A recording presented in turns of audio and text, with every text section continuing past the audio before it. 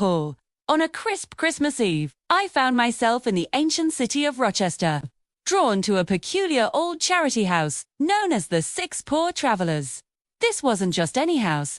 It was a sanctuary founded centuries ago by a kind soul named Richard Watts. His will decreed that it should offer lodging for 6 poor travelers, not rogues or proctors, for one night, providing them with supper, breakfast, and 4 pence each. As I stood before its timber-bird facade, a thought struck me. What if, just for this one night, there were not 6, but 7 poor travelers? What if I were the 7th?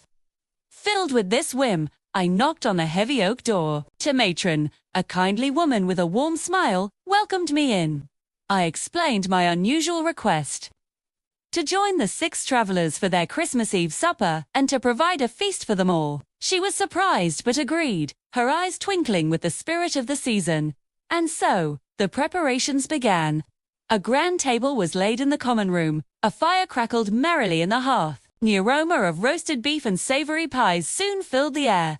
One by one, they arrived, the 6 poor travelers, each carrying their own quiet story of hardship and hope. There was an old soldier, his back straight, despite his years, a young man with the weary look of one who had walked many miles in search of work, a widow, clutching a faded letter, and 3 others, each with a history etched upon their faces. They entered timidly, expecting a simple meal of bread and cheese, but their eyes widened at the sight of the festive spread I had arranged. It was a feast fit for kings, and for one night, these weary souls would be honored guests. As we gathered around the table, the initial shyness melted away. I served them myself, ensuring each plate was piled high. We ate, we drank warm spiced ale, and we shared stories. I told them tales of my own travels, of distant lands and strange sights. In return, they shared snippets of their lives. The old soldier spoke of battles long past, the young man of dreams for a better future, and the widow of a love lost but not forgotten. There was no pity in that room, only a profound sense of shared humanity, a recognition that we were all just travelers on life's long road. After the meal, as the fire cast long dancing shadows on the wall, I felt compelled to tell them a story. It was a tale of a soldier, a man not unlike the veteran among us, who had faced betrayal and heartbreak, but found redemption through courage and an unwavering sense of duty.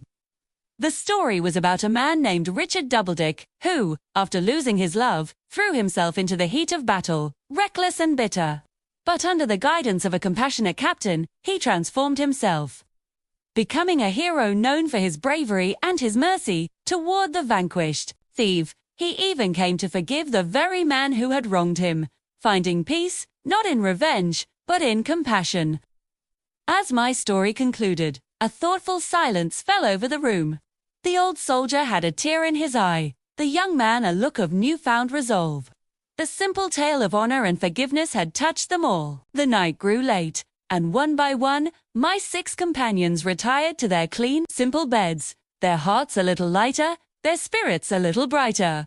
I, the 7th traveler, stayed by the fire a while longer, reflecting on the magic of that Christmas Eve, in a humble charity house in Rochester.